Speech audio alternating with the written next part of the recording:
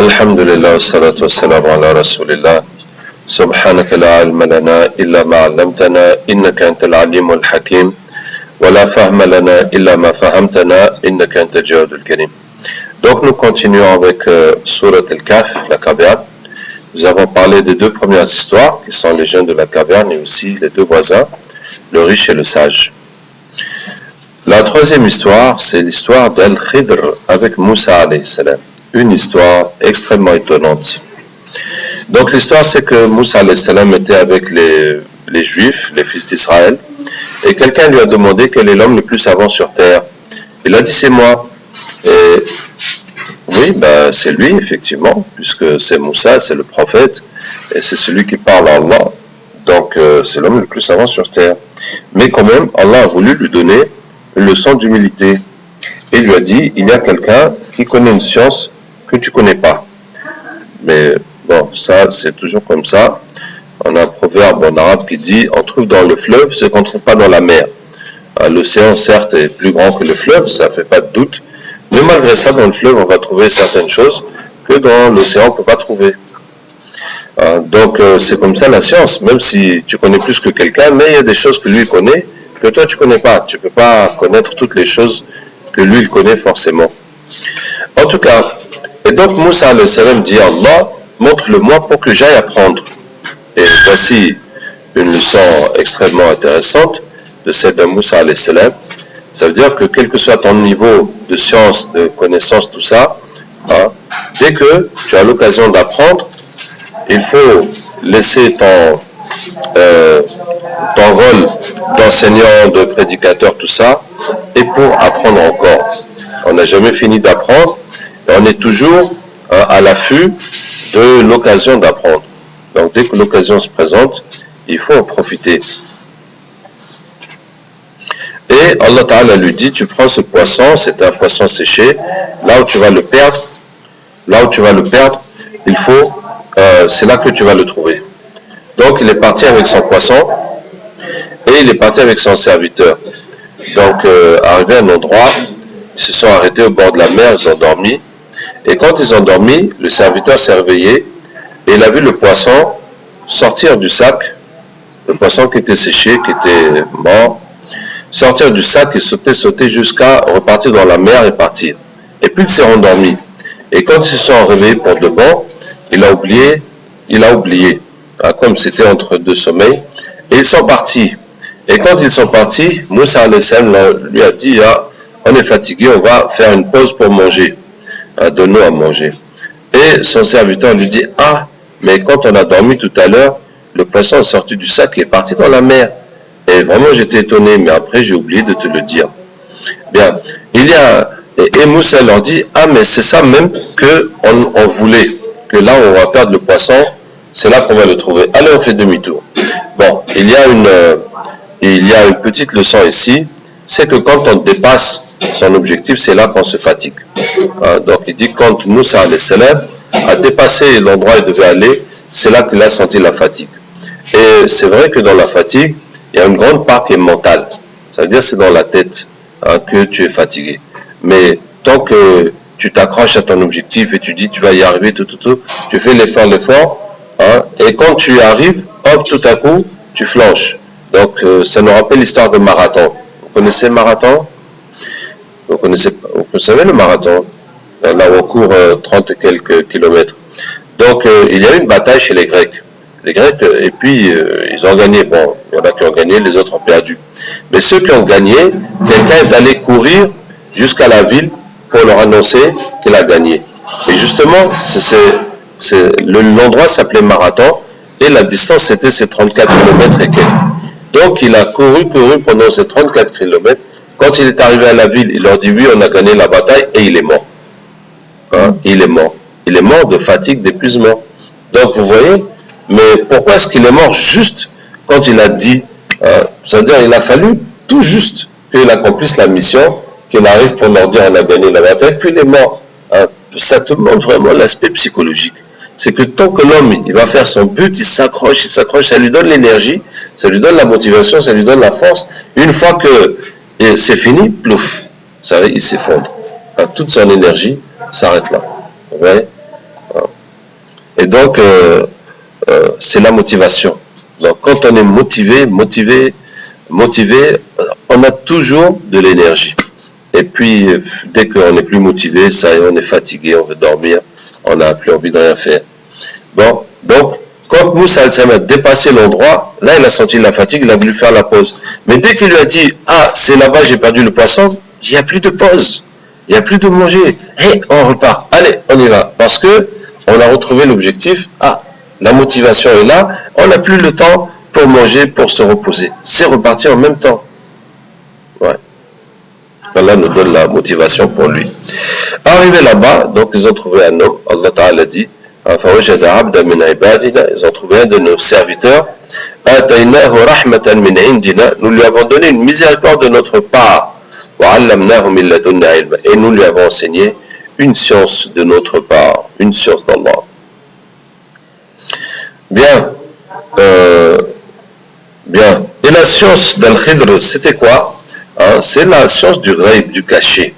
La science du caché. Alors le caché, ce qu'on ne voit pas, ce qu'on ne connaît pas, il y a les choses qu'on ne connaît pas, par exemple, les uns sur les autres. Moi, je ne sais pas, tu as quel âge? Même ton prénom, je ne me rappelle même pas. Bon, bref. Donc ça, c'est du ghaib des uns pour les autres. Mais sinon, ce n'est pas des choses miraculeuses. Il y en a qui connaissent, et c'est juste que les autres ne connaissent pas. Maintenant, dans le ghaib, il y a le passé, il y a aussi le futur. Maintenant, le futur, on ne sait pas, puisqu'on ne sait même pas qui sera vivant ou pas prochainement. Comment dire plus que ça? Mais dans le ghaib, il y a aussi les choses qui ne peuvent pas se passer. Les hypothèses. Les hypothèses.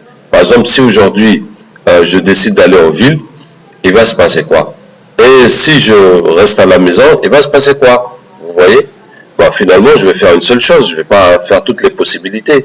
Mais ce qui va se passer dans chaque possibilité, Allah le sait. Allah le sait. Et c'est cette science que Allah a donnée à Al-Khidr. Allah a donné Al-Khidr. Et pour vous expliquer comment Allah Ta'ala dit pour le prophète sallallahu alayhi wa sallam, وَلَوْ كُنْتُ أَعْلَمُ الْغَيْبَ لَاسْتَكْثَرْتُ مِنَ الْخَيْرِ وَمَا مَسَّنِيَ السُّوءُ. Et si je connaissais le cachet, le ghaib, je vais prendre beaucoup de bien et le mal ne me toucherait pas. Par exemple, si tu es commerçant et tu sais que en prenant telle marchandise et en la plaçant à tel endroit, à tel prix, comment tu vas la vendre. Et tu sais que tu vois, c'est-à-dire si tu vas là où tu achètes tes marchandises ou là où tu mets dans ton magasin, tu sais qu'est-ce qui va se passer, quelle que soit la façon que tu organises. Donc c'est une marchandise que tu mets là et tu sais que ça ne va pas se vendre. Au bout d'un an, ça ne va pas se vendre, mais tu ne vas pas la mettre. Tu vas mettre les autres qui se vendent vite. Et tu sais quel prix même tu peux vendre et que ça va se vendre vite. Donc si tu pouvais savoir ça, mais tu vas vendre, tu vas faire que des bénéfices tout le temps. Et le mal ne me toucherait pas. Si je sais qu'en faisant comme ça, je vais me cogner le pied, en allant là, je vais trouver le bouchon, je vais être bloqué, mais je vais tout le temps éviter le mal. Pourquoi je vais me faire du mal comme ça? Si je peux savoir à l'avance que voilà tous les problèmes qui m'attendent, mais je vais tout le temps m'éloigner des problèmes et passer sans aucun problème. Vous voyez? Donc c'est ça le ghaib. C'est ça le ghaib, parce que c'est pas, par exemple, si tu sais le futur, si je sais qu'aujourd'hui, je vais rester à la maison, donc je vais rester à la maison, ça m'avance à quoi? Ça m'avance à rien, puisque je n'ai aucune option, je n'ai aucun choix. Je sais que ça va se passer, donc ça va se passer. Ça m'avance à quoi? Ce qui est intéressant, c'est de savoir que si je fais comme ça, je vais avoir quoi? Si je vais de l'autre côté, je vais avoir quoi? Comme ça, je peux bien choisir, et puis je vais gagner tout le temps. Est-ce que vous voyez? Bon, donc c'est la science qu'Allah Ta'ala a donnée à Al-Khidr. C'est la science qu'Allah Ta'ala lui a donnée. Et Moussa alayhi salam vient, il lui dit, voilà, est-ce que je peux te suivre pour que est-ce que je peux te suivre pour que tu m'enseignes du bien que Allah t'a enseigné? Al-Khidr lui dit, non, c'est pas possible. Tu ne pourras pas patienter. Tu ne pourras pas patienter. Et, vous voyez, Moussa alayhi salam, donc il dit, Satajiduni insha'Allah sabira, Inch'Allah, tu vas me trouver patient et je vais pas te désobéir. Donne-moi les conditions que tu veux, dis-moi ce que tu veux comme condition, je vais faire. Donc Moussa alayhi salam, il s'est vraiment rabaissé. Il s'est vraiment rabaissé Au lieu de dire quoi, mais tu sais pas que je suis moi. Mais moi, c'est Moussa. Hein, c'est lui qui parle avec Allah, mais c'est moi. Et comment ça, je peux pas apprendre? Mais tu te prends pour qui après tout? Hein? Non. Ouais, il s'est rabaissé pour dire, Inch'Allah, je vais être patient, pardon, dis-moi tout ce que tu veux, je vais faire. Ah, mais sauf que Moussa ne savait pas, c'est que lui, il a la science du cachet. Donc, il sait que Moussa ne sera pas patient. Ce n'est pas que je te sous-estime ou quoi, mais c'est parce qu'il sait que ça va se passer comme ça. Hein? Mais Moussa ne sait pas que c'est justement ça que le gars connaît. C'est justement ça qu'il connaît. Il connaît ce qui va se passer. Hein? Donc, quand il te dit ça va se passer comme ça, c'est que ça va se passer comme ça. Mais il lui dit, alors Al-Khidr lui dit, bon, si tu me suis, ne pose pas de questions, ne demande rien jusqu'à ce que je te dise. En sachant très bien que c'est ça même que Moussa ne pourra pas faire. Hein? Mais c'est pour lui dire, puisque tu dis que tu seras patient, que tu peux. Voilà, la condition c'est ça. Pour qu'il sache que voilà mon problème. C'est ça que je n'ai pas pu faire. Hein? Mais Moussa, il a trouvé que cette condition, elle est très simple. Hein? La condition, c'est que tu ne poses pas de questions. Mais ça, c'est pas compliqué. Hein? C'est pas, il m'a dit, tu vas prendre les bagages sur ton dos, ou bien quelque chose comme ça, ou bien... Bon, c'est tout. Il dit que, bon, ben, tu viens, mais tu ne poses pas de questions. Hein? Tu attends jusqu'à ce que c'est moi qui t'explique. Moussa ne voit même pas qu'est-ce qu'il y a de compliqué là-dedans. Hein?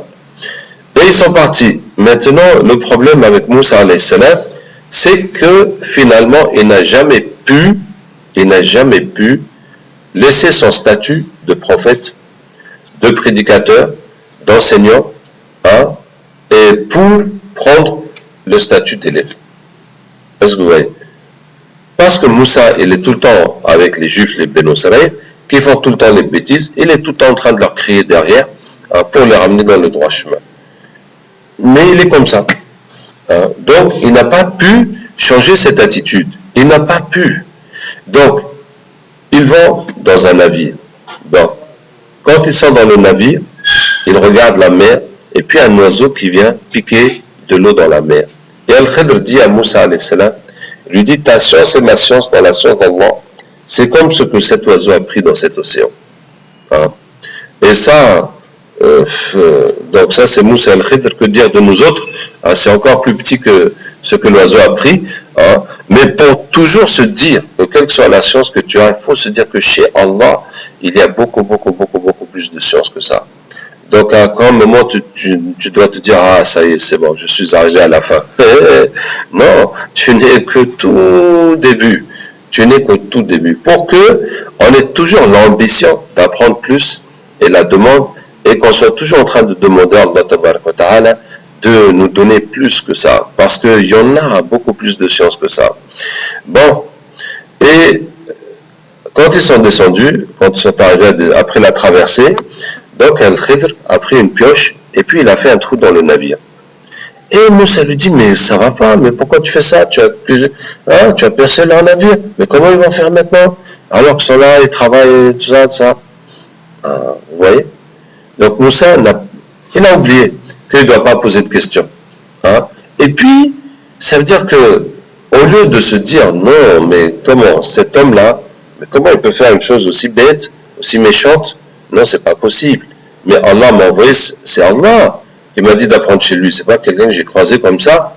Allah m'a montré le signe. Et donc je dois apprendre.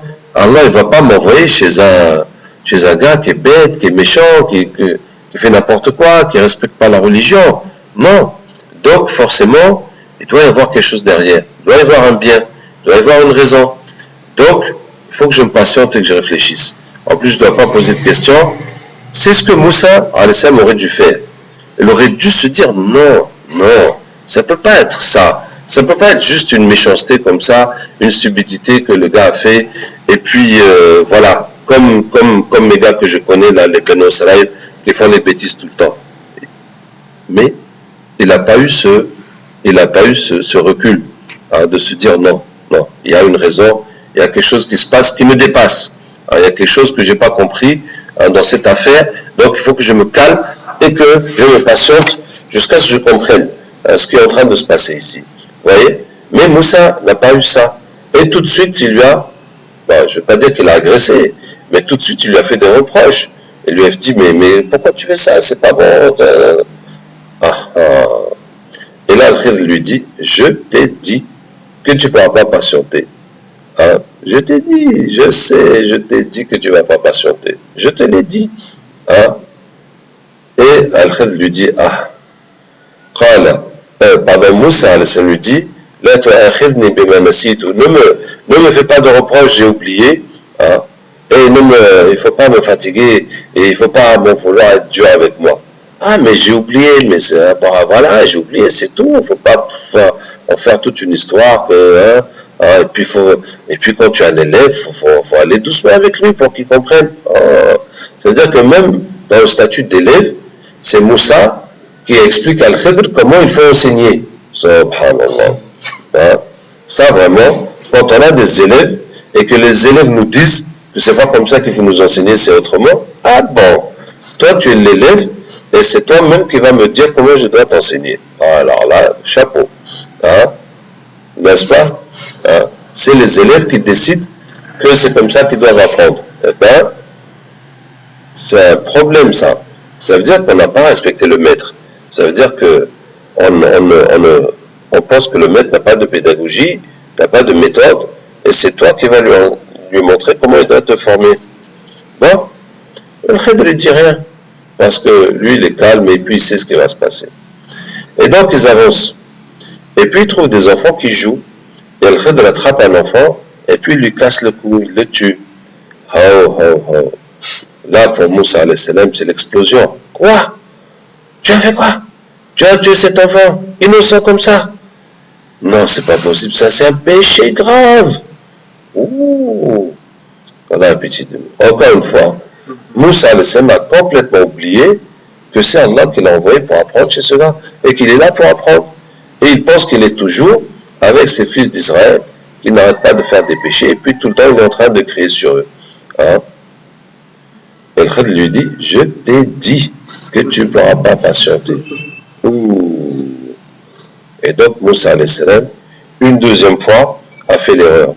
Et cette fois il dit quoi?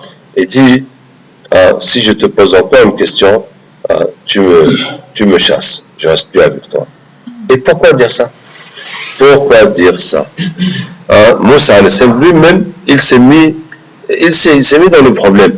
Il n'avait pas besoin de dire ça. Il n'a qu'à dire pardon, et puis on continue. Pourquoi dire c'est la dernière fois? Comme beaucoup de gens me disent, voilà, c'est une dernière question. Pourquoi une dernière question? Et si après tu veux poser une autre question, tu n'as qu'à poser une autre question. Une dernière question. C'est-à-dire toi-même, tu as décidé qu'il n'y aura plus aucune question après celle-là. Pourquoi? Tu n'as qu'à dire une question, c'est tout. Pourquoi tu imposes que c'est la dernière? Donc, il a dit ça. Et alors ils sont partis. Et ils sont partis, ils sont arrivés à une ville ou un village. Ils ont demandé l'hospitalité aux gens. Maintenant, l'hospitalité, à l'époque, c'était normal. Vous savez, à l'époque, il n'y avait pas vraiment des magasins, ni des restaurants, ni des hôtels. Donc, quand tu arrives quelque part, il n'y a pas un endroit où tu peux aller acheter à manger, tout ça. Et donc, les gens s'accueillent parce que quand tu viens de voyage, donc tu es fatigué, tu as faim, tu es mal, comment dire, tu es sale, tu as besoin de te reposer. Donc, c'est normal d'accueillir les étrangers sans leur poser de questions, juste par solidarité comme ça. Et les Arabes étaient extrêmement célèbres pour ça, puisqu'ils habitaient dans le désert. Donc, à plus forte raison qu'un étranger qui vient, c'est qu'il a traversé le désert. C'est qu'il a traversé le désert. Donc, il ne faut pas lui dire, t'es qui, tu viens faire quoi ici? Il faut déjà l'accueillir, le laisser se reposer, manger, se laver, se changer. Et après, on va voir quel est le but de son voyage. Bien. Donc là-bas, les gens, ils ont refusé de leur donner quoi que ce soit. Et Al-Khidr dit à Moussa, il y avait un mur qui était en train de tomber. Il lui dit, viens, on va reconstruire le mur. Et puis, ils reconstruisent le mur. Alors, ils sont encore plus fatigués, ils ont encore plus faim, et ils sont encore plus sales. Donc, ils sont là, ils ont reconstruit le mur. Et Moussa lui dit, mais tu pouvais au moins leur dire de nous payer pour qu'on gagne quelque chose à manger. Oh, c'est fini. C'est fini. Donc, Al-Khidr lui dit, ça y est, c'est fini. C'est fini. C'est ici, on va se séparer. On va se séparer, c'est terminé. Donc, il lui dit, je t'explique. Le bateau que j'ai percé, il y avait un roi qui faisait la guerre et qui confisquait tous les navires. Et donc, j'ai voulu percer leur navire pour que le roi le laisse et comme ça, ils n'ont qu'à réparer le navire et reprendre leur travail. Et l'enfant que j'ai tué, ses parents étaient pieux. Et cet enfant allait être très méchant et leur faire beaucoup de mal. Donc j'ai voulu qu'Allah leur change un enfant pieux qui sera bon envers eux. Et le troisième, ce mur qui est là, qu'on vient de construire, il y a un trésor en dessous. Et ce mur appartient à deux orphelins dont le père était pieux. Et si le mur allait tomber, les gens de cette ville sont méchants, ils allaient leur prendre leur trésor. Donc Allah a voulu qu'ils grandissent d'abord, et puis Allah va leur faire découvrir leur trésor. Voilà. Tout ça, ce n'est pas de mon propre chef que je l'ai fait. C'est Allah qui m'a montré de faire toutes ces choses. Voilà ce que tu n'as pas pu supporter et patienter. Et c'est terminé. Voici donc l'histoire d'Al-Khidr avec Moussa alayhi salam et cette science étonnante qui était chez Al-Khidr. Masha'Allah. Alors, on a beaucoup de choses à dire sur ça. La première chose, je vous ai dit auparavant que tout bien que Allah a mis avant nous, Allah l'a mis dans cette Ummah. Et est-ce que vous connaissez dans cette Ummah quelqu'un qui a une science comme Al-Khidr?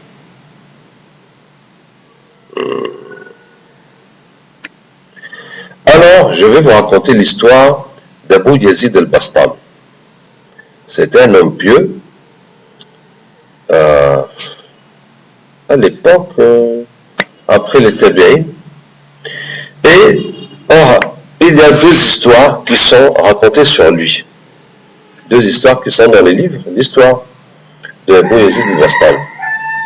La première histoire, c'est que Abu Yazid était dans une mosquée la nuit avec ses élèves, avec ses disciples. Il les prêchait. Quand des chrétiens sont rentrés dans la mosquée s'asseoir avec eux, et ils étaient déguisés en musulmans, et ils sont venus les espionner. Et quand ils sont venus comme ça, Abu Yazid a compris qui ils étaient et ce qu'ils étaient venus faire. Alors, il a dit, celui qui est égaré, il est dans les ténèbres, il n'en sort plus jamais. Et il a fait un geste de sa main comme ça, et toutes les lampes de la mosquée se sont éteintes. Il y avait une quarantaine de lampes à huile qui étaient allumées avec du feu, et toutes les lampes se sont éteintes. Et tout le monde a dit Allahu Akbar. Et puis il dit, celui qu'Allah guide, il est dans les lumières, personne ne peut l'égarer. Et il a fait un autre geste de sa main, et toutes les lampes se sont allumées. Et les gens ont dit Allahu Akbar. Et puis il a lu un verset du Coran où il y a une prosternation. Et il s'est prosterné, et ses disciples se sont prosternés, et les autres se sont prosternés avec eux. Puisqu'ils étaient venus se déguiser comme des musulmans, donc subitement il y a eu la prosternation, mais il fallait qu'ils suivent. Sinon tout le monde allait voir que ce n'est pas des musulmans. Hein? Et quand il s'est prosterné, il a dit, Ya Allah, ils se sont habillés comme nous, et j'ai tourné leur corps comme nous, et toi tourne leur cœur comme nous. Hein? Et quand il s'est levé de la prosternation, ils sont venus à lui, pleurer, demander pardon et embrasser l'islam. Quelle lumière, mashallah. Et une fois, Abu Yazid al-Bastami, rahimahullah, dormait à Jérusalem. Et une voix dans son rêve est venue lui dire le matin, va dans telle église et Allah va te montrer des signes étonnants. Il est parti. Arrivé là-bas, l'église était pleine. C'était un jour de fête des chrétiens. Alors il est rentré parmi eux. Et le prêtre est venu, et puis il s'est mis là, il s'est arrêté sans rien dire. Ils lui disent, mais parle, mais qu'est-ce qui se passe? Il dit, je ne peux pas parler parce qu'il y a parmi vous un des suiveurs de cet homme, Mohammed sallallahu alayhi wa sallam. Alors ils ont regardé, ils n'ont pas trouvé. Ils ont dit, mais comment tu l'as vu? Comment tu l'as reconnu? Il dit, simahum fi wujuhihim min athari sujud. Leurs traces sont sur leur visage, des effets de la prosternation. Et là, ils ont trouvé Abu Yazid. Ils lui ont dit, mais sors d'ici, ça c'est notre église et c'est notre fête, tu n'as rien à voir ici. Tu n'as rien à faire ici. Il dit, je ne vais pas sortir jusqu'à ce que Allah tranche entre moi et vous. Alors, le prêtre lui a dit, donc je vais te poser 20 questions. Si tu réponds, nous allons tous te suivre. Si tu ne réponds pas, tu vas sortir sur nos épaules. On va te tuer. Il dit d'accord.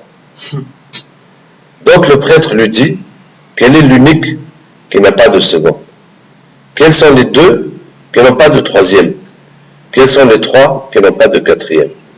Quels sont les quatre qui n'ont pas de cinquième? Quels sont les cinq qui n'ont pas de sixième? Quels sont les six qui n'ont pas de septième?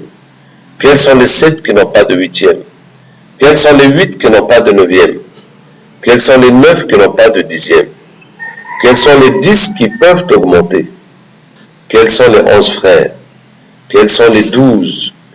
Quels sont les 13 qui se sont prosternés? Quels sont les 14 qui ont dialogué avec Allah? Quel est l'arbre qui a 12 branches? Dans chaque branche, il y a 30 feuilles. Dans chaque feuille, il y a 5 fruits, 3 à l'ombre et 2 au soleil. Quel est le tombeau qui a transporté son habitant? Quels sont ceux qui ont dit la vérité et qui vont en enfer? Et ceux qui ont menti et qui vont au paradis? Quelle est la chose qu'Allah a créée?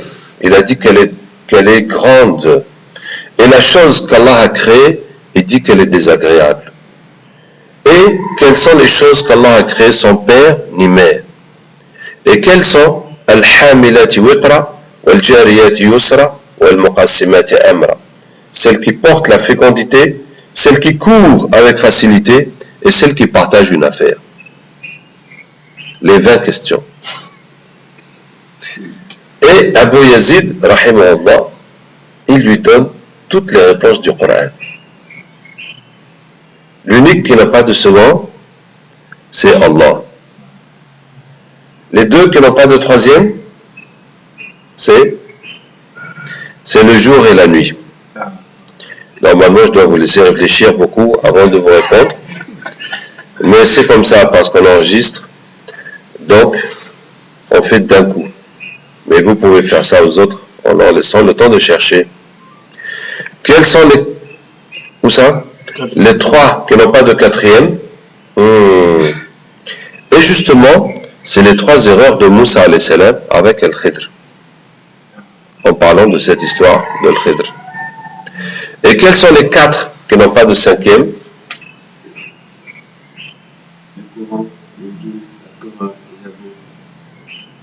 Le Coran et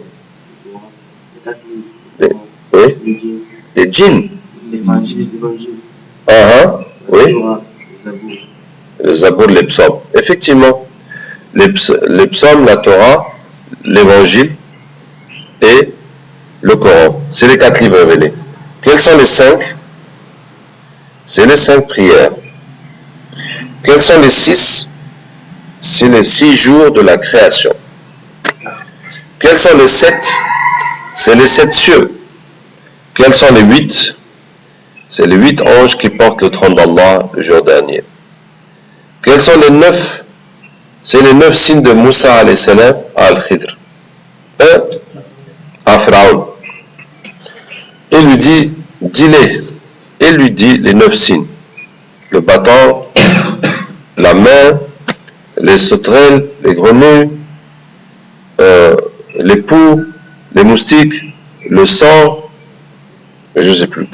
Ouais, je ne sais plus les autres c'est quoi. Et quels sont les 10 qui peuvent augmenter? Oui, les hasanat, qui sont multipliés par 10 et puis qui peuvent être plus que ça encore. Quels sont les 11 frères? C'est les frères de Yusuf alayhi salam. Quels sont les 12? C'est les 12 mois de l'année. Quels sont les 13 qui se sont prosternés?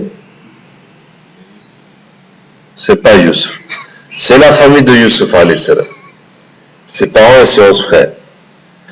quels sont les 14 qui ont dialogué avec Allah? C'est les 7 cieux et les 7 terres, dont Allah dit, puis il s'est adressé vers le ciel qui était en fumée, et lui dit, venez, et lui dit ainsi qu'à la terre, venez bon gré ou mal gré, et ils ont dit, nous venons soumis. Voilà le dialogue, la discussion qu'il y a eu entre Allah et les cieux et la terre. Et quel est l'arbre? Il y a 12 branches, dans chaque branche, il y a 30 fruits, 30 feuilles. Dans chaque feuille, il y a 5 fruits, 3 à l'ombre et 2 au soleil. C'est l'année. Il y a 12 mois. Chacun il y a 30 jours. Dans chaque jour, il y a 5 prières. 3 à l'ombre, sauf Maghrib et Isha, et 2 au soleil. Quel est le tombeau qui a transporté son habitant? C'est la baleine avec Yunus alayhi salam. Quels sont ceux qui ont menti qui vont au paradis? Ceux qui ont dit la vérité qui vont en enfer. Ceux qui ont menti, c'est les frères de Yusuf alayhi salam, en disant que le loup l'a mangé. Bien sûr, ils se sont repentis et puis ils vont au paradis. Et ceux qui ont dit la vérité qui vont en enfer, c'est les juifs et les chrétiens. وقالت اليهود ليست النصارى على شيء وقالت النصارى ليست اليهود على شيء. Les juifs disent les chrétiens n'ont aucune vérité. Les chrétiens disent les juifs n'ont aucune vérité. Les deux disent la vérité. Et les deux vont en enfer. Ensuite, la chose qu'Allah a créée, il a dit qu'elle est grande. Et la chose qu'Allah a créée, il a dit qu'elle est désagréable. La chose qui est grande, Allah dit « Inna kaydakunna azim » Votre ruse, la ruse des femmes, la manigance des femmes, elle est grande. Et la chose qu'Allah a dit qu'elle est désagréable, c'est la voix de l'âne. « Inna ankara al-aswati la sawt al-hamir » La voix la plus désagréable est la voix de l'âne. Ensuite, quelles sont les choses qu'Allah a créées sans père ni mère? Adam, alayhi salam, et puis, Ève. Bon, il l'a créé quand même à partir d'un homme. Bon, c'est pas son père, mais voilà, c'est comme ça. Oui? Le mouton d'Ibrahim alayhi salam, en remplacement du sacrifice d'Ismaïl. Ça fait 2. Oui. La chamelle. Tu voulais dire quoi? Le serpent de Moussa alayhi salam. Ah, le serpent de Moussa. Eh bien non. C'est la chamelle de Saleh alayhi salam, qui est sortie de la roche. Quand son peuple lui a demandé un miracle, et ils lui ont demandé de sortir une chamelle de la roche. La roche a commencé à se bouger comme une femme qui va accoucher, comme des contractions. Et puis la chamelle est sortie. La chamelle même était enceinte, elle est sortie, puis elle a accouché encore. La chamelle. Et ensuite, quels sont al-hamilati wiqra, wal-jariyati yusra, wal-muqassimati amra? Ceux qui portent la fécondité, celles qui portent la fécondité, celles qui courent avec facilité, et celles qui partagent une affaire. Donc le premier verset, c'est wal-dhariyati dharwa. Il n'est pas dans la question. Allah jure par celle qui éparpille quelque chose, par celle qui porte la fécondité, par celle qui court avec facilité et par celle qui partage une affaire. Donc celle qui éparpille quelque chose, c'est les vents qui éparpillent le pollen, qui fait fertiliser les plantes. Et celle qui porte la fécondité, c'est les nuages qui portent l'eau. Celle qui court avec facilité, c'est les navires qui courent sur les mers. Et celles qui partagent une affaire, ce sont les anges qui partagent la subsistance. Et regardez comment Allah a juré par les vents qui fertilisent les plantes pour que ça donne des récoltes, par les nuages qui viennent apporter l'eau pour que les plantes poussent, et par les navires qui vont transporter les marchandises de pays en pays à travers toute la terre. et c'est les anges qui partagent la subsistance, avec toutes ces choses qui bougent et qui sont actives. Et donc Abu Yazid a fini de répondre aux 20 questions. Et le silence se fit. Et Abu Yazid dit au prêtre, moi je te pose une seule question. Il dit, c'est quoi? Il dit, quelle est la clé du paradis? Et le prêtre se tait. Les gens lui disent, mais comment? Tu lui as posé 20 questions et tu as répondu. Toi, tu ne peux même pas répondre une seule question. Il dit, je connais la réponse. Mais c'est de vous que j'ai peur. Ils disent, n'aie pas peur, on est avec toi. Il faut dire, c'est quoi la clé du paradis? Il dit, la clé du paradis, c'est La ilaha illallah Muhammad Rasulullah. Sallallahu alayhi wa sallam. Et tout le monde répète, La ilaha illallah Muhammad Rasulullah. Sallallahu alayhi wa sallam. Voici donc Abu Yazid al-Bastami. Et pour ça, je vous dis que quel que soit le bien qu'Allah a mis dans les communautés avant nous, d'une façon ou d'une autre, Allah a mis ça chez nous aussi. Allah ne va pas priver la Ummah du prophète sallallahu alayhi wa sallam de n'importe quel bien qui a pu exister avant. On va toujours le retrouver dans cette Ummah. Allah dit Kuntum khayra ummatin ukhrijat lin-nas. Vous êtes la meilleure communauté sortie aux gens. Et Allah a fait que il va y avoir un bien comme ça dans cette communauté. Ok? Maintenant, on a encore beaucoup de questions à se dire. D'abord, il y a des gens qui disent que Al-Khidr est vivant. Depuis toujours, hein? Parce que j'ai lu même chez Ibn Taymiyyah, il parle de cette question. Ibn Taymiyyah dit que il y a des gens qui disent que Al-Khidr il est vivant, qu'il l'a rencontré, etc., etc. Maintenant, un être humain, normalement, ne vit pas comme ça, mais Allah est capable de tout. Comme Allah a fait pour Iblis, Allah doit donner la vie jusqu'à la fin du monde. Il est possible que Allah donne la vie à un homme jusqu'à la fin du monde. Il est possible. Ce n'est pas impossible pour Allah Ta'ala. Hein?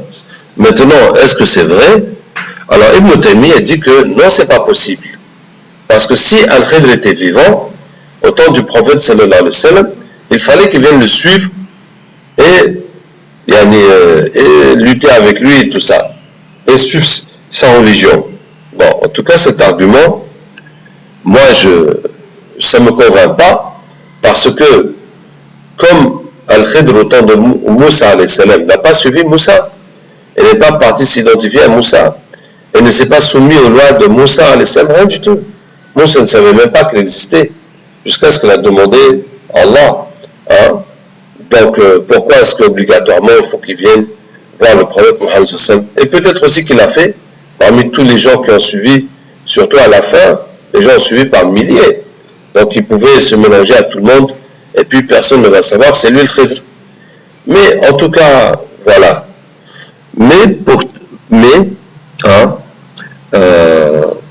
Nous avons vérifié par le captage, et ils disent que ce que les gens disent qu'ils ont vu Al-Khidr, c'est les djinns qui font ça pour les égarer.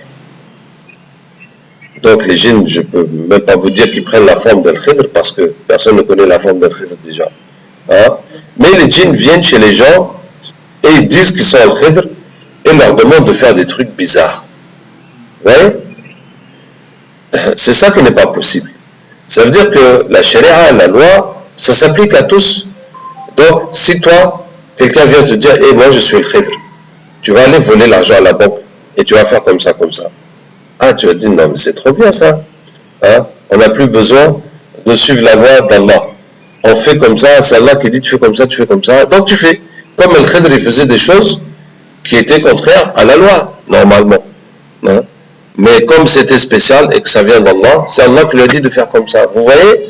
Donc si maintenant on se met à croire qu'il y a Al-Khidr, il va commencer à nous dire des trucs qui sont contraires à la loi, et on va dire que ça vient d'Allah, et puis en plus ça nous arrange de faire comme ça. Vous voyez que c'est l'égarement. Hein? C'est l'égarement. Et comme les djinns, la façon qu'ils sont, ça ne pouvait pas manquer qu'ils fassent ça. Ça ne pouvait pas manquer. Puisqu'il y a des gens qui sont disposés à le croire, qui sont prêts à le croire, Et donc, il y a des djinns qui vont le faire. Ils vont prendre la forme. Et puis, ils vont dire que je suis le khidr. Et puis, ils vont te dire d'aller faire des trucs qui sont absurdes et qui sont contraires à la religion. Et la personne, il va être tout content pensant que non, Allah l'a choisi, c'est fantastique. Et puis, il va faire n'importe quoi. Ça me rappelle, par exemple, il y a des gens qui font des doigts dans la ruqya et ils disent Bismi Khatam Sulayman. Il dit aux gens, il dit aux djinns de sortir au nom de la bague de Sulayman. Khatam Sulayman. Le Khatam, en même temps, c'est la bague, en même temps, c'est le Khayatim aussi. Ça veut dire c'est le carré de Sulayman. Le carré. Et c'est quelle bague de Sulayman? On dit qu'il avait une bague où il y avait son pouvoir, etc. Mais quand même, c'est pas... Est-ce que le djinn va sortir parce que tu lui dis sors au nom de la bague de Sulayman? En tout cas, c'est une absurdité, une stupidité de dire ça et de croire ça. Et finalement, on a découvert qu'il y a un djinn qui s'appelle Khatam Sulayman, qui s'appelle la bague de Sulayman, ou bien le carré, le quadrillage de Sulayman alayhi salam. Voilà. Donc quand tu dis au nom de Khatam Sulayman, tu es en train d'appeler un diable. Et c'est pour ça que dans la ruqya, ou dans les doigts d'une façon générale, il ne faut jamais dire les choses incompréhensibles qui n'ont pas de sens. Et des fois, et même récemment, il y a quelques jours, quelqu'un me dit que oui, dans la ruqya, ils disent Hasni Sulayman. Tahassantu bi Hasni Sulayman. Ou bien Hassantuka bi Hasni Sulayman. Hasni, la forteresse de Sulayman, comme Hasni al-Muslim. Je me protège par la forteresse de Sulayman. Je te mets sous la protection de la forteresse de Sulayman. Mais quelle forteresse de Sulayman? Mais qu'est-ce que tu racontes? Qu'est-ce que tu racontes? Quelle forteresse de Sulayman? Où tu as vu une forteresse de Sulayman? Tu vois, c'est une absurdité, une stupidité. Et on va trouver que c'est un djinn qui s'appelle la forteresse de Sulayman. Mais qu'est-ce qui t'arrive? Ça ne te suffit pas la Fatiha, tu vas chercher la forteresse de Sulayman, des choses comme ça. Et puis, ça n'existe pas. Des Torahs qui marchent comme ça de façon fantastique, ça n'existe pas. Ce qui marche, c'est la piété. Allah dit Allah accepte des pieux. Et comment tu peux avoir un dua qui soit plus efficace que la Fatiha, que le Kursi? C'est pas possible. Bien. Donc, sur Al-Khidr. Alors, question suivante.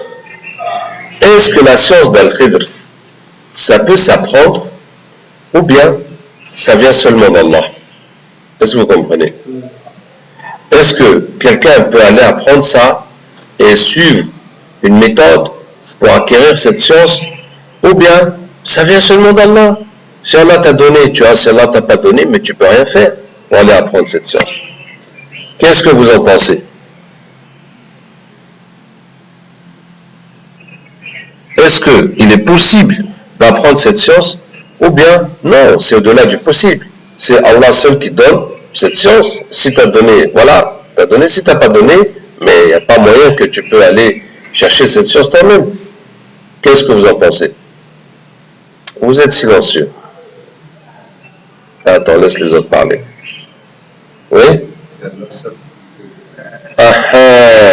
C'est Allah seul qui peut donner ça. Qu'est-ce que vous en pensez les autres? C'est Allah seul qui peut donner ça. Et toi tu dis quoi? Tu dis pareil, c'est Allah seul qui peut donner ça. Est-ce que quelqu'un pense autrement? Vous êtes bien perplexe. Parce que si je vous ai posé la question, c'est forcément pour une raison. Et la réponse c'est qu'on peut l'apprendre. Pourquoi? Parce que Moussa alayhi salam est parti l'apprendre. Et quand il est arrivé chez Al-Khidr, si c'était quelque chose qu'on ne peut pas apprendre, Al-Khidr va lui dire, mon frère, tu sais, Allah m'a donné cette science, mais moi je ne peux pas te l'apprendre. Même si tu fais toute ta vie avec moi et que je t'explique, tu ne peux pas avoir cette science. Parce que c'est Allah seul qui donne cette science. Ce n'est pas une science qu'on peut apprendre avec quelqu'un. Il ne lui a pas dit ça. Il lui a dit c'est possible d'apprendre, mais c'est toi qui ne peux pas apprendre. Parce que tu n'as pas la patience. Et voilà la preuve. Je te dis de ne pas poser de questions et puis tu vas poser des questions. Hein? Donc tu ne peux pas apprendre. Hein? Mais sinon, c'est possible de l'apprendre. Est-ce que vous voyez que si c'était impossible à apprendre, Al-Khidr n'allait même pas lui dire une condition, quoi. Il va lui dire non, mais c'est pas possible. Cette science-là, c'est Allah seul qui peut donner. Donc même moi, qu'Allah m'a donné, je ne peux pas te la donner. Je ne peux pas te le montrer, je peux te dire c'est quoi, mais tu n'auras jamais cette science, sauf si Allah veut. Sauf si Allah te donne la science comme ça. D'accord? Hein? Donc, c'est possible de l'apprendre. Sauf que Moussa n'a pas pu l'apprendre. Parce qu'il n'a pas patienté. D'accord? Et maintenant, nous allons refaire l'histoire, refaire le scénario, en supposant que Moussa ait pu patienter. Et comment il va faire pour apprendre? Est-ce que vous voyez? Hein? Donc on va changer les paramètres, hein, pour refaire l'histoire. Supposons que Moussa il ait la patience. Et comment est-ce qu'il va apprendre cette science? Donc, on traverse la mer, et puis il voit Al-Khidr prendre une pioche et percer le navire. Il dit, oh, ça c'est quoi? Astaghfirullah. Pourquoi il fait ça? Et puis il dit, non. Allah m'a mis ici pour apprendre. Ça c'est un homme pieux. Allah lui a enseigné des choses que moi je ne sais pas. Donc, il y a quelque chose ici qui se passe que moi je ne sais pas. Donc, il faut que j'apprenne. Il faut que je comprenne. Et puis, je ne dois pas poser de questions. Donc, qu'est-ce qui se passe? Pourquoi il a percé ce navire? Hein? Ça ne peut pas être une bêtise, un péché stupide en plus. Tu vois, si quelqu'un a volé, on comprend pourquoi il l'a volé. Mais si tu casses la voiture de quelqu'un, tu fuis. Mais qu'est-ce qui t'arrive? Tu es bête. Hein? Tu n'as même pas d'intérêt. Pourquoi tu fais ça? C'est-à-dire, même si c'est un péché, mais on ne voit même pas la motivation, c'est quoi? La raison que tu fasses ça, c'est quoi? Hein? Donc, il dit, mais non, il doit y avoir une raison. Il doit y avoir une raison pourquoi il a fait ça. Peut-être qu'il y aura une tempête et puis ils vont couler. Hein? Ou peut-être que c'est des pirates qui vont les attaquer pour les tuer, pour prendre leurs biens. Il doit y avoir une raison pourquoi il a fait ça. Et tu es là, Ya Allah, c'est quoi? Ya Allah, montre-moi. Il y a quelque chose que je n'ai pas compris. Pourquoi il a fait ça? Alors que, avec ces gens-là, il a été très bien. Il les a payés et tout. Il n'y a pas de problème. Que peut-être que c'est des méchants qui font du trafic avec leurs bateaux. Non. Donc tu vas te casser la tête, jusqu'à ce que tu vas entendre qu'il y a une guerre. Qu'il y a une guerre et que le roi, il est en train de prendre n'importe quel navire pour aller faire sa guerre. Ah, là tu dis, mais voilà. Et ce qui fait que, forcément, le roi ne va pas prendre leur navire, parce qu'il va trouver qu'il est abîmé. Hein? Et donc, c'est comme ça que leur navire est sauvé. Alors, si le roi prend le navire pour la guerre, peut-être que le navire sera complètement détruit, et qu'ils ne seront pas remboursés de rien du tout. Et que ce sera fini comme ça pour eux. Donc, c'est ça. Donc, tu comprends que cet homme, Allah lui a donné une vision sur l'avenir. Hein? Que voilà ce qui est en train de se passer, et puis voilà ce qu'il faudrait faire pour éviter le problème. Ah d'accord. Donc c'est ça la science. Allah lui a montré des choses qu'on ne voit pas. Et maintenant vous continuez. Et puis il va tuer l'enfant. Ah, l'enfant, là il n'y a aucun moyen de savoir que si l'enfant grandit, si l'enfant avait grandi, il aurait été méchant, puisqu'il est mort. Donc on ne saura jamais. Nous autres qui ne connaissons pas le règne, on ne saura jamais que si cet enfant avait grandi, mais qu'est-ce qu'il allait devenir, hein? Et que parce que l'enfant est mort, les parents ils vont avoir un autre enfant et qui lui sera bien. D'accord? Donc là, il n'y a pas un moyen de vérifier dans la réalité.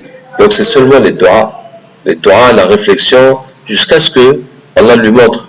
Maintenant, l'affaire du mur aussi, bon, franchement, comment savoir qu'il y a un trésor et que ça appartient des orphelins et que leur père était pieux, celui-là qui est mort déjà, hein, c'est à cause de la piété du papa que Allah a gardé le trésor de ses enfants. Masha'Allah, ça c'est extraordinaire. Hein. Ça veut dire que même tes enfants, la meilleure chose que tu vas leur laisser, Ce n'est pas ton argent ni leur diplôme, c'est ta piété par laquelle Allah va protéger tes enfants. Hein? Masha'Allah. Hein? Mais en tout cas, voici la voie. Voici la voie par laquelle Moussa alayhi salam aurait pu apprendre cette science, mais qu'il n'a pas pu suivre. D'accord? Bien. Maintenant, la question suivante. Est-ce que nous pouvons apprendre cette science? N'est-ce pas? Ou bien, ça vous est jamais venu à l'esprit? En lisant cette sourate, si toi aussi tu pouvais avoir cette science, si ça t'est pas venu à l'esprit, c'est que ton intention est trop faible. Parce qu'il faut demander à Allah. Et il ne faut pas se limiter. Il faut élargir son horizon. Alors la question, est-ce que nous pouvons apprendre cette science? En tout cas, être avec le Khidr, ce n'est pas possible. Ou bien, ce n'est pas possible. Hein? Et si quelqu'un vous dit qu'il est le Khidr, il faut dire A'udhu billahi minash shaitanir rajim et lire Ayat al-Kursi. Ou bien faire le ben. Bon. Qu'est-ce que je disais? Mais ces événements-là, un navire qui est percé, un enfant qui meurt, et un mur qui tombe ou qui se reconstruit, c'est des événements qu'on voit tous les jours, n'est-ce pas? C'est des événements normaux, c'est des événements du quotidien. Donc, on peut apprendre cette science avec les événements du quotidien, en cherchant la sagesse d'Allah derrière tous ces événements. Et la première chose sur laquelle tu vas méditer pour comprendre comment Allah est en train de tirer les ficelles dans ce monde, comment Allah ta'ala est en train de faire les choses derrière les causes apparentes que nous voyons. La première chose sur laquelle tu vas méditer, c'est les malheurs qui t'arrivent dans la vie. Chaque fois que tu as un problème, tu vas dire quoi?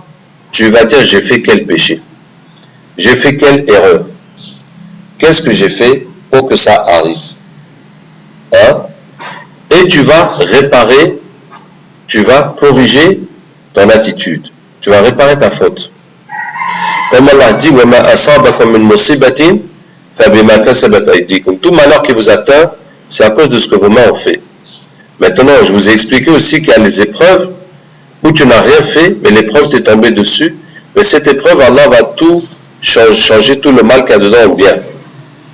Donc, si ce n'est pas une épreuve qui se tourne complètement en bien, si c'est vraiment un malheur, vraiment un problème, hein, donc tu vas chercher la faute que tu as faite et qui a conduit à ce que Allah t'a donné ce malheur.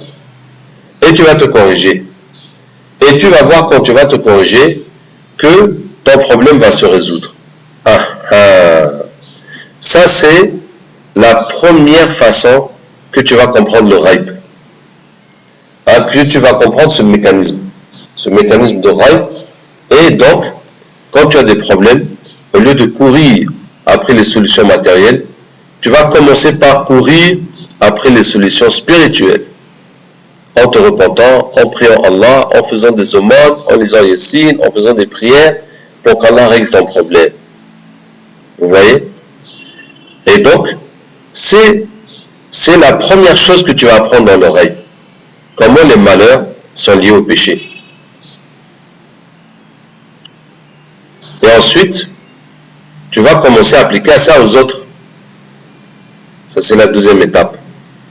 Ça veut dire chaque fois que quelqu'un vient te raconter ses problèmes, tu vas lui dire, mais toi, dans ta relation avec Allah, qu'est-ce qui ne va pas? C'est là ton problème. C'est là la source de ton problème. C'est dans ta relation avec Allah. Donc, voilà ce que tu dois corriger, voilà ce que tu dois changer, voilà ce que tu dois faire pour que Allah Ta'ala améliore ta situation. Est-ce que vous voyez? Et ensuite tu iras plus loin, Inch'Allah. Mais c'est déjà un bon début pour commencer avec la science du cachet. Voir comment les malheurs sont liés au péché des gens. Et comment on va résoudre ces malheurs en changeant son comportement, en se repentant, Allah et en améliorant sa relation avec Allah Ta'ala. D'accord? Bon. Après, il y a d'autres étapes. Mais, alhamdulillah, c'est déjà bien d'avoir le début du chemin. Après, il y a d'autres choses qu'Allah va te montrer, va te montrer, va te montrer. Bien. Alors, un dernier point concernant l'histoire de l'Khidr encore. Je vais vous raconter des exemples de sciences que j'ai eu à croiser et qui sont vraiment étonnants. J'ai eu un ami, un frère, qui avait un don de graphologie, de lire dans l'écriture, de lire le caractère de la personne. Mais ce que vous voyez dans les films policiers, des experts qui sont en train de, qui trouvent un mot que le criminel a écrit pour te dire il est comme ça, il est comme ça, il est comme ça. Ce frère-là, ce que lui, il sait, c'est beaucoup, beaucoup, beaucoup plus que ça. C'est beaucoup plus que tous ces experts. C'est beaucoup plus. Par exemple, il va te dire, toi, tu as grandi de telle façon, tes parents étaient comme ça, tu avais tant de frères, tu avais tant de sœurs dans ton écriture. Pourquoi? Parce que si tes parents sont Dieu, ça va affecter ton enfance.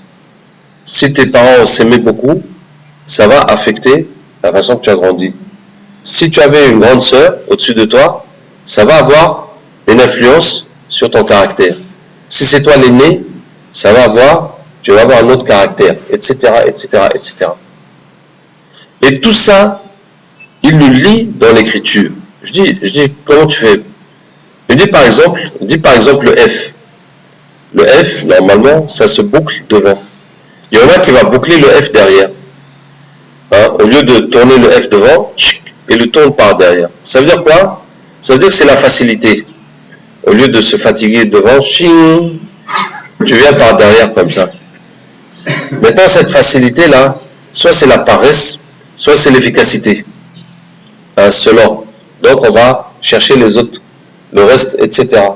Et donc, c'est comme ça que, avec des détails sur le comportement de la personne, qu'il va tout dire de la vie de la personne, de son caractère, avec son écriture.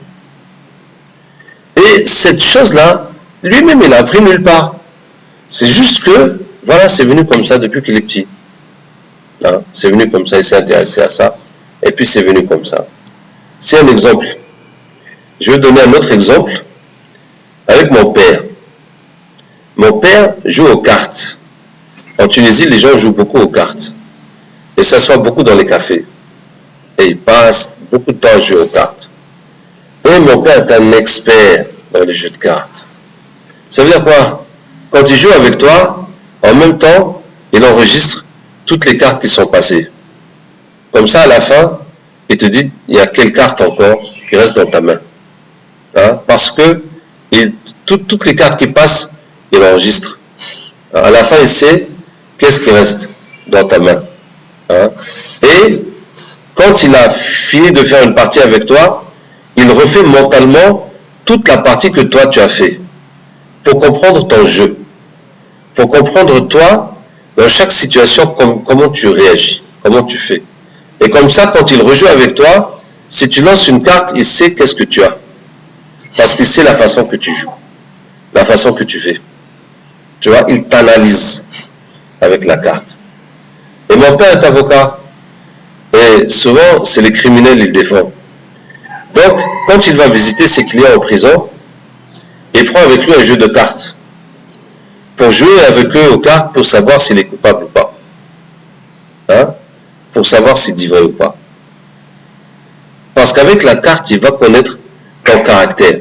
Tu es bête, tu es intelligent, tu es courageux, tu es prudent, tu es fou, tu fais n'importe quoi. Tu prends trop de risques. Comment tu es dans la vie? Il va t'analyser. Tu es généreux, tu es avare. Il va analyser toute ta personnalité en jouant aux cartes avec toi. Et c'est comme ça, il sait si ces criminels-là, ils sont vraiment coupables ou bien ils sont vraiment innocents. Disons que s'ils sont vraiment innocents, parce qu'ils disent toujours qu'ils sont innocents. Ou bien s'ils sont coupables. Et une fois, enfin, à une époque, mon père, il y a un club des officiers à Tunis, ou des hauts rangs militaires, et puis aussi des gens comme ça, du gouvernement, tout ça, se retrouvent tous les soirs. Et puis ils sont là en train de jouer aux cartes, et puis mon père allait, puis j'étais quelquefois avec mon père. Puis je dis, papa, mais vous n'avez pas honte, hein? Vous tous ces gens-là, les dirigeants du pays, vous êtes là en train de jouer aux cartes, au lieu de penser à quelque chose de bien pour le pays, vous êtes là en train de jouer aux cartes, hein? Alors que bon, c'est pas vrai.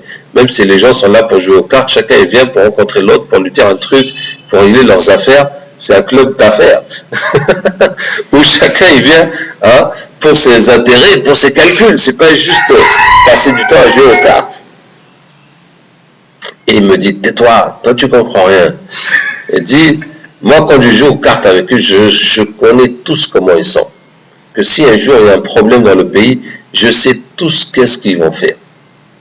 Hein? Comment chacun va réagir, qu'est-ce que chacun va faire. Voilà. Donc, pour vous dire la science, que Allah Ta'ala peut donner tellement de science, tellement de choses, hein, et le pouvoir de la science. Regardez le pouvoir qu'Al-Khidr avait, le pouvoir que cette science lui donne. Ça veut dire que partout où il va, il sait où est-ce qu'il y a un problème, comment l'éviter. De n'importe quelle façon, comment éviter le problème. Il sait n'importe où il va, qu'est-ce qu'il peut trouver à manger, qui il peut trouver pour l'aider, qui va facilement accepter l'islam, par exemple. Donc, avec cette science, tu n'as même pas besoin de matériel. Tu n'as même pas besoin de prendre des provisions avec toi, ou de te casser la tête pour quoi que ce soit. Parce que partout où tu vas, tu sais comment faire.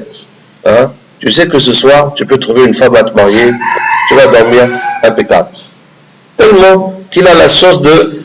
il sait que s'il va là-bas, s'il parle comme ça, s'il fait comme ça, voilà, il va avoir le résultat qu'il veut.